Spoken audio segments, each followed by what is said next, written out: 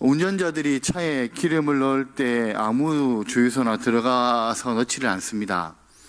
어떤 운전자는 리터당 가격이 1원이라도 더 싼 그런 주유소를 찾아서 기름을 넣고요.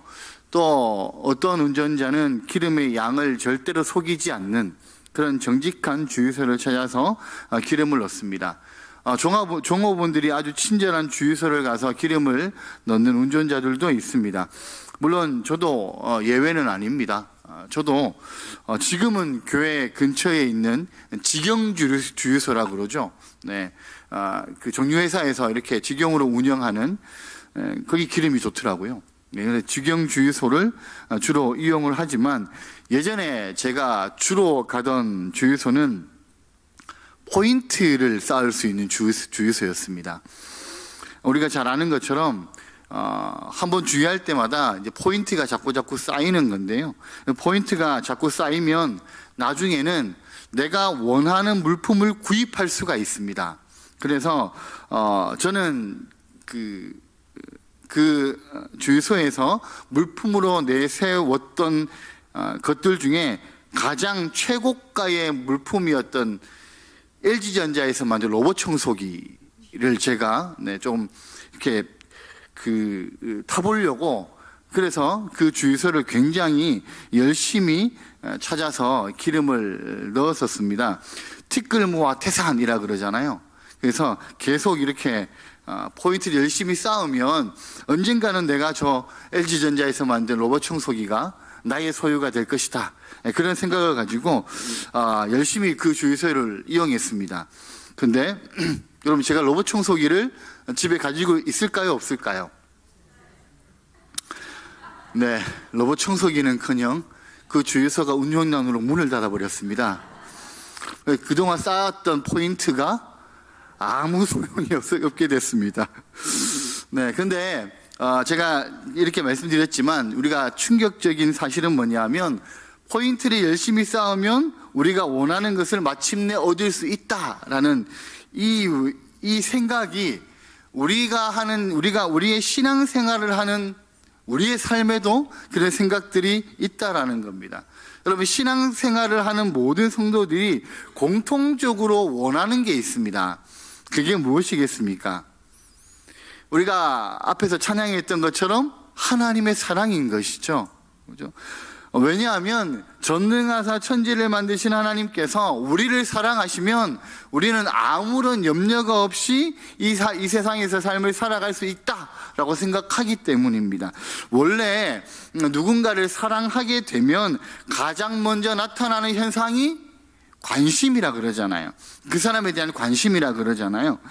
그래서 하나님께서 우리를 사랑하셔서 우리의 인생에 특별한 관심을 가지고 계시면, 그리고 가지게 되시면 우리들의 가정과 생업에 특별한 관심을 하나님이 가지고 계신다면 아무리 어려운, 그리고 아무리 겹겹이 에워싸이는 그런 여러 가지 일들이라 할지라도 우리가 두려워하지 않게 된다라는 거죠. 그래서 그 하나님의 사랑을 얻기 위해서 우리는 열심히 포인트를 쌓는 것처럼 그렇게 신앙생활을 할 때도 있다라는 겁니다. 매 주일 교회로 와서 예배로 포인트를 쌓고요, 11조 헌금으로 포인트를 쌓고요, 봉사로 포인트를 쌓아야 한다고 생각하는 성도들이 여전히 한국교회 안에는 많이 있다라는 것입니다. 하지만 지난 한 주 동안 성경을 한 장도 읽지 않고 구제도 하지 않고 전도도 한 번도 하지 않으면 그만큼 포인트가 줄어들어서 하나님의 사랑이 이만큼 왔다가 또다시 저만큼 도망가는 게 아닌가, 그렇게 생각하는 성도들도 있다라는 겁니다. 우리는 이러한 생각에 빠져 있었던 한 사람을 우리가 비슷한, 제가 말씀드린 그런 상황과 비슷한 그런 생각에 빠져 있었던 한 사람을 오늘 본문에서 발견할 수 있습니다. 그 사람은 우리가 너무나 잘 알고 있는 바로 오늘 말씀의 주인공이 사도 바울입니다. 우리가 사도 바울의 과거를 살펴보면 그는 타의 추정을 불허하는 사람이었습니다. 그러니까 타의 추정을 불허한다라고 얘기할 때 이런 사람이 있잖아요. 저는 등산을 좀 별로 좋아하지 않습니다. 산을 올라가는 거를 별로 좋아하지 않거든요, 원래. 산을 올라가느니 그냥 차라리 바다를 가겠다. 그렇게 생각하는 사람이 전데, 저는 등산을 하면 좀 이렇게 허헉대면서 올라갑니다. 근데 등산을 많이 하신 분들이 있죠. 몸이 되게 가벼우신 분들. 제가 헉헉대고 올라가도 옆에서 젊은 사람이 뭐가 그렇게 힘들어? 그러면서 훅훅훅 올라가시는 분들. 그런 분들이 제가 아무리 쫓아가도 쫓아갈 수 없는 그런 분들. 그런 분들을 향하여서 우리는 타의 추정을 불허하는 사람들이다 이렇게 얘기하잖아요. 그렇지 않습니까? 아무도 인정을 하지 않으시는데, 네. 저만 그런가 봅니다. 사도 바울이 그런 사람이었다라는 거예요. 그러니까 다른 사람이 도저히 쫓아갈 수 없는 사람. 그게 바로 사도 바울이었다라는 겁니다. 그러면 사도 바울의 어떤 부분이 타의 추정을 불허하는 사람이었을까라는 거죠. 그럼 4절 한번 보실래요? 4절 말씀을 우리 같이 한번 읽겠습니다. 시작. 그러나 나도 육체를 신뢰할 만하며 만일 누구든지 다른 이가 육체를 신뢰할 것이 있는 줄로 생각하면 나는 더욱 그러하리니. 자, 지금 사도 바울은 육체를 신뢰하는 일에 있어서는 내가 두 번째 가면 서러운 사람이다라고 얘기를 하고 있다라는 겁니다. 자신을 그렇게 소개하고 있는 것이거든요. 이 말씀은 사도 바울이 하나님의 사랑을 얻기 위하여서 육신적으로 얼마나 많은 포인트를 쌓았든지 다른 사람들 것과는 비교가 되지 않을 정도였다라는 것을 말씀하고 있다라는 거죠. 그러면 실제로 우리는 그가 쌓았던 포인트가 어떤 포인트인지를 한번 생각해 볼 수 있다는 겁니다. 5절과 6절에 나오는데요. 먼저 5절 말씀을 한번 보겠습니다. 말씀을 같이 한번 읽습니다. 시작. 나는 8일 만에 할례를 받고 이스라엘 족속이요 베냐민 지파요 히브리인 중에 히브리인이요 율법으로는 바리새인이요. 자, 먼저 바로 사도 바울은 출신 배경이 대단했습니다. 바울은 자신을 베냐민 지파다 이렇게 얘기하고 있습니다. 여기에는 베냐민 지파, 베냐민이라는 이름의 뜻 안에는 사랑하는 자라는 의미가 사실은 있는 것이죠. 베냐민은 야곱의 12아들 중에 막내 아들입니다. 그리고 야곱이 그토록 사랑했던 아내 라헬이 낳아준 아들입니다. 이 베냐민의 후손 중에서 이스라엘의 초대 왕 사울이 나왔는데 지금 바울의 예전 이름이 그 사울 왕의 이름을 따서 사울이라 이름을 가졌었습니다. 또한 르호보암 왕 당시에 이스라엘이 남과 북으로 갈라질 때 베냐민 지파는 남쪽에 속하여서 훗날 이 메시아의 혈통이 되는 유다 지파가 되었습니다. 그렇기 때문에 베냐민 지파라 함은 사도 바울이 어떻게 보면 왕족이라고 얘기할 수도 있고 간접적으로는 메시아의 혈통이라고 자랑할 수 있다라는 겁니다. 두 번째, 사도 바울의 가정 환경이 대단했습니다. 그는 히브리인 중에 히브리인이라고 자신을 소개했는데요. 당시 그러니까 헬라권에 사는, 헬라 지역에 사는 그런 히브리인이 많았는데 이 사람들은 자기네 말인 히브리 말을 잊고 헬라어밖에 말을 할 줄 모르는 사람들이 많았습니다. 그러니까 헬라권 안에 사는 사람들 중에 히브리 말을 잊어버린 사람들이 많았다라는 것이고요. 그리고 그들의 뒤를 이어서 자녀들이 태어나면 그 말은 점점 더 히브리 말을 잊어버렸다라는 겁니다. 오늘날도 이 미국에 있는 이스라엘 회당에서는 찬송가나 성경 봉독을 히브리어로 하는데 설교는 영어로 한답니다. 왜냐하면 어렵고 추상적인 말을 히브리어로 하면 사람들이 잘 못 알아듣기 때문이라 그래요. 그만큼 쉬운 말은 히브리어로 해도 되지만 어려운, 그러니까 설교 같은 것을 히브리어로 하면 거기에 있는 사람들 중에 못 알아듣는 사람들이 많이 있다라는 겁니다. 그만큼 학술적인 언어가 많이 포함되어져 있는 것이 히브리 언어라는 것이죠. 근데 사도 바울은 그 어려운 히브리 말을 마음껏 구사할 수 있는 사람이었고요. 히브리 종교에 능통하여서 그 풍속에 완전히 익숙한 사람이 바로 사도 바울이었다라는 겁니다. 그래서 그는 자신을 일컬어서 히브리인 중에 히브리인이다 이렇게 얘기하는 것이죠. 히브리인 중에 히브리인이라는 말은 순수한 혈통을 가졌다라는 자부심이라는 겁니다. 그런 사람이 사도 바울이었습니다. 그리고 태어난 지 8일 만에 할례를 받았다라고 말하는데요. 이 말은 나는 아브라함의 자손이여 선민이다라는 뜻이 포함되어 있습니다. 그러니까 이스라엘의 영원한 언약을 뜻한다라는 것이죠. 그리고 무엇보다 혈통의 순수성을 나타내는 말이기도 합니다. 성경에서 8일 만에 할례를 받은 제1호가 누구인지 아십니까? 이삭입니다. 8일 만에 할례를 받았다는 것은요, 나면서부터 하나님의 사람이라는 뜻이에요.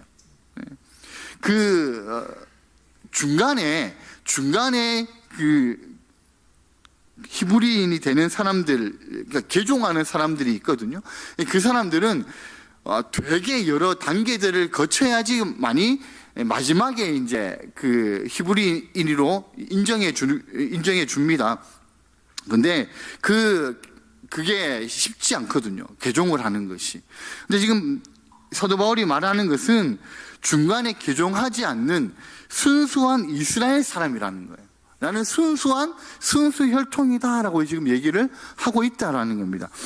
여러분, 이처럼 사도 바울이 생각하는 자신의 육신의 포인트는 타의 추정을 풀어 불허하는 포인트라는 겁니다. 하지만 그는 그 포인트로 만족하지를 않았습니다. 그래서 바리새인이 되었습니다. 히브리 사람 중에서도 특별히 엄격히 규례를 따라 사는 사람들이 바로 바리새인들이죠. 헬라어로는 파나사이오스라는 뜻이고 파라사이오스라고 얘기하고 구별이라는 뜻이 그 뜻입니다. 그러니까 예수님 당시에 약 6천 명의 바리새인들이 있었다고 하는데 그들은 특별히 성별된 히브리인이었다라고 얘기를 하거든요. 당시의 바리새인들은 철저하게 율법을 지키기로 유명한 사람들이었기 때문에 일반 사람들에게도 적용을 많이 받았다고 그럽니다. 그러니까 이런 엄청난 그 포인트, 그러니까 육신적인 포인트를 쌓은 사람이 사도 바울 바로 자신이었다라고 얘기를 하고 있는 것이죠. 그리고 6절에 보면 6절 말씀인데요. 우리 같이 한번 6절 말씀을 읽어보겠습니다. 시작. 열심으로는 교회를 박해하고 율법의 의로는 흠이 없는 자다. 여러분, 사도 바울은 나사렛 예수를 믿는 사람들을 핍박하였고 기도하는 일과 구제하는 일 그리고 금식하는 일 등 율법을 지키는 일에 있어서 흠잡을 데가 없는 사람이 사도 바울이었습니다. 그러니까 얼마나 열심히 하나님이 기뻐하실 포인트를 쌓았는지를 모른다라는 것이죠. 그래서 아마 사도 바울을 지켜보는 많은 사람들이 그를 부러워했을지도 모릅니다. 출신 배경도 좋죠. 그가 갖고 있는 학술적인 면도 좋죠. 거기다 열심도 뛰어나죠. 모든 것이 어떻게 보면 완벽한 사람이다라고 얘기할 수 있었다라는 겁니다.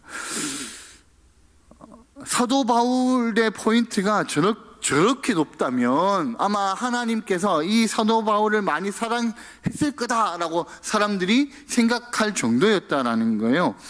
여러분, 근데 그런 마음이 지금 사도 바울과 사도 바울을 바라보는 사람들에게만 있는 것은 아닌 것 같습니다. 이러한 마음이 오늘을 살아가고 있는 우리들에게도 있다라는 거예요. 우리 주변을 둘러보면 남다른 열심을 가지고 예배를 드리고 헌금을 드리고 봉사를 하는 분들도 많이 있습니다. 성경도 열심히 읽고 새벽기도도 열심히 하고 전도도 열심히 하는 분들을 볼 수 있습니다.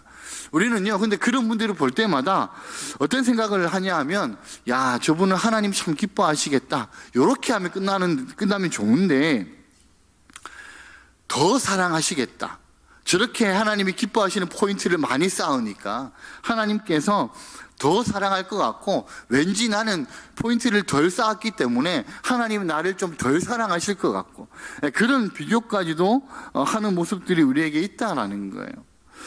그런데 오늘 우리가 읽었던 말씀에 보면 충격적인 일들이 있습니다. 바울이 충격적인 말을 고백하고 있다라는 겁니다.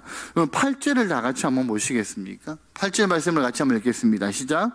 또한 모든 것을 해로 여김은 내 주 그리스도 예수를 아는 지식이 가장 고상하기 때문이라.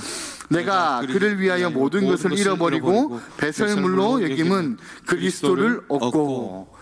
지금까지 사도 바울은 자신이 하나님의 사랑을 얻기 위하여 쌓아왔던 이 포인트들을 예전에는 이것이 너무나 유익하고 귀한 것이라고 생각했는데, 이것만 있으면 내가 하나님으로부터 엄청난 사랑을 받을 것이다, 그렇게 생각을 했는데 이제는 생각이 바뀌었다라는 겁니다. 어떻게 바뀌었습니까? 그 귀한 포인트들을 무익하고 해로운 것으로 여겼다라고 말하고 있다라는 것이죠. 바울이 말한 이 모든 것이라는 것은 그가 앞소절에서 앞에 말씀에서 얘기한 유대인으로서의 모든 특권을 얘기하는 거예요. 그는 본문에서요, 모든 것들이라고 말하는 것이 모든 세상적인 쾌락과 외적인 특권들과 그리스도 대신에 그 마음을 차지하려는 모든 것들, 또는 그리스도를 대신하여 가치 있는 것처럼 위장하고 나타나는 모든 것들을 일컫는 말이었습니다. 그 모든 것들을 앞에서 얘기한 모든 자기가 갖고 태어났던 출신 배경과 자기가 열심히 연구했던 학술의 성과와 그가 많은 사람들에게 추종받을 수 있었던 그 모든 배경들을 다 해로 여긴다라고 말하고 있다라는 거예요. 더 나아가 배설물로 여겼다라고 말씀하고 있다라는 겁니다. 그렇다면 사도 바울이 이처럼 갑자기 생각을 바꾸게 된 이유가 무엇일까요? 내가 육신으로 이렇게 열심히 하면, 내가 예수를 믿는 사람들을 열심히 잡아서 내가 처리를 하면 하나님이 나를 더 기뻐하실 것이고 더 사랑하실 것이라고 생각했던, 그렇게 많이 쌓았던 포인트가 배설물과 같다라고 얘기하는 이 사도 바울의 생각이 바뀌게 된 이유가 무엇이겠습니까?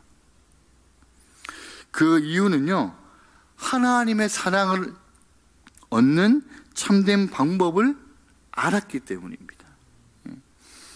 이전까지는 자기가 갖고 있는 출신이나 자기가 배우고 있는 학문이나 혹은 자기가 하고 있는 율법의 행위나 그런 것들이 자신이 쌓은 포인트로 하나님의 사랑을 충분히 얻을 수 있다고 생각했습니다. 나처럼 이렇게 열심히인 사람이 하나님의 사랑을 안 받으면 누가 사랑을 받겠냐라고 생각할 정도로 그렇게 생각을 했었는데, 그래서 열심히 그 하나님의 사랑을 얻기 위해서, 더 깊은 하나님의 사랑을 누리기 위해서 포인트를 열심히 쌓았다라는 거예요. 그런데 아무리 포인트를 많이 쌓는다고 할지라도 사람의 힘과 노력으로는 하나님의 사랑을 절대로 얻을 수 없다라는 사실을 깨닫게 되었다라는 겁니다. 그렇다면 하나님의 사랑은 어떻게 얻을 수 있을까요? 여러분, 우리가 하나님의 사랑을 얻을 수 있는 방법은 무엇이겠습니까? 하나님의 사랑은 하나님의 자녀가 되면 저절로 얻게 되는 겁니다. 여러분, 우리가 우리를 사랑해 주셨던 부모님들을 한번 생각해 보면 좋을 것 같아요. 그러니까 우리들 가운데 내가 효도를 이만큼 했기 때문에, 이만큼 내가 효도 포인트를 쌓았기 때문에 부모님께서 나를 사랑해 주셨어 라고 얘기하실 분들이 있으십니까? 내가 부모님한테 이만큼 잘했기 때문에 우리 부모님도 나를 이만큼 사랑해 주신 거야 라고 얘기하실 수 있는 분들이 있으시겠습니까? 그러면 사실 효도 포인트로 본다면 우리들 가운데 부모님의 사랑과 은혜를 입을 자격이 있는 사람이 어쩌면 진짜 적을지도 모릅니다. 그럼에도 불구하고 우리가 부모님들의 사랑을 받은 이유가 무엇이겠습니까? 그분들의 자녀이기 때문인 거죠. 바꾸어서요, 우리가 우리의 자녀들을 사랑하는 이유가 무엇입니까? 우리 자녀가 우리에게 효도를 다하기 때문에요? 우리에게 미운 짓을 한 번도 안 하고 맨날 이 사랑스러운 짓만 하기 때문에 우리가 우리의 자녀들을 사랑하는 겁니까? 아니죠, 그죠? 네. 저희 집에도 있습니다. 보면 진짜 한 번씩 이 뚜껑이 열리게 하는 애가 있지만, 그럼에도 불구하고 저는 그 아이를 사랑하거든요. 왜 그렇습니까? 딸이니까요. 네. 그냥 딸이니까 사랑하는 거죠. 다른 이유가 없습니다. 행동하는 거 보면 제가 가끔 좀 헷갈릴 때도 있긴 있지만, 네. 자녀이기 때문에 사랑하는 것이죠. 여러분, 누가복음 15장에 보면 탕자의 비유가 나오잖아요. 이 탕자의 비유를 보면 집을 나갔던 탕자가요, 집으로 돌아왔을 때 아버지가 어떻게 합니까? 뛰어나와서 그 탕자를 끌어안고 다시 아버지의 사랑을 그 탕자에게 다시 그냥 주는 것이거든요. 그 이유가 무엇이겠습니까? 포인트를 쌓았다면, 만약에 이 탕자가요, 아버지한테 하는 행동으로 포인트를 쌓았다면 이 탕자는 절대로 다시 자녀가 될 수가 없는 탕자입니다. 근데 어떻게 해서 다시 자녀로 받아주는 거죠? 그냥 자녀이기 때문에요. 아버지의 자녀이기 때문에 힘들고 어려운 삶을 살아왔던 그 자식을 보니까 그냥 가서 안아주게 되는 것이죠. 여러분, 포인트가 높다고 우리가 육신적으로 뭔가를 열심히 한다고 해가지고 하나님이 우리를 사랑하고 더 사랑하고 덜 사랑하고 그러지 않는다라는 겁니다. 하나님 아버지도 똑같다라는 거예요. 하나님의 사랑은 우리가 자녀이기 때문에 하나님이 우리를 사랑하시는 줄 믿습니다. 그래서요, 사도 바울은 무엇을 가장 귀하다라고 고백하고 있습니까? 우리의 죄를 위하여 십자가에 달려 돌아가신 예수 그리스도를 가장 고상하다, 이렇게 얘기하고 있습니다. 그래서 우리는 더 이상 하나님의 사랑에 대해서 불안해할 필요가 없는 거예요.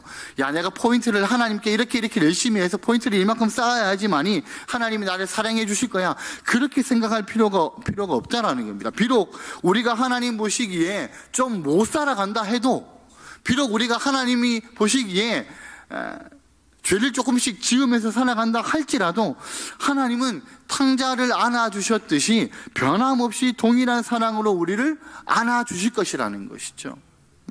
그래서 로마서 8장 39절에서 사도 바울은 이렇게 고백합니다. 우리 같이 한번 읽겠습니다. 높음이나 깊음이나 다른 어떤 피조물이라도 우리를 우리 주 그리스도 예수 안에 있는 하나님의 사랑에서 끊을 수 없으리라. 아멘. 그렇죠? 여러분, 이제 말씀을 맺겠습니다. 오늘날 많은 성도들이요, 신앙생활을 할 때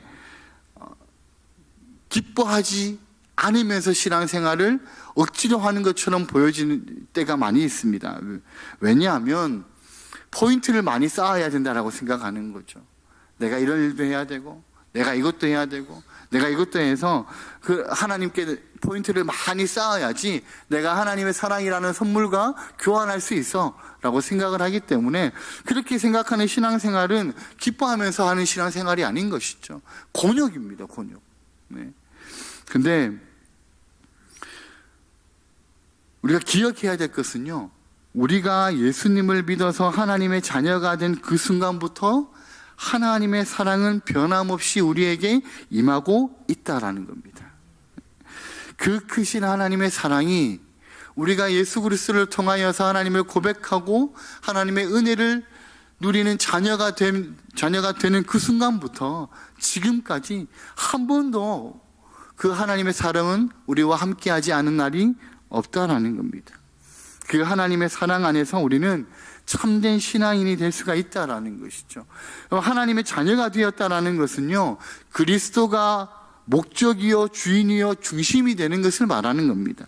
그래서 사도 바울이 그랬던 것처럼 예수 그리스도 중심의 가치 변화가 나타나는 것이죠. 내가 옛날에 이만큼 포인트를 쌓아야지만이 내가 하나님의 사랑을 획득할 수 있다고 생각했는데, 내가 이제는 예수 그리스도로 인하여서 중심의 가치가 변화가 되니까, 내가 예수 그리스도로 인하여 하나님의 자녀가 되는 그 순간부터 하나님의 무한하신 사랑이 나와 함께 하는구나라는 것을 고백하게 되더라는 것입니다.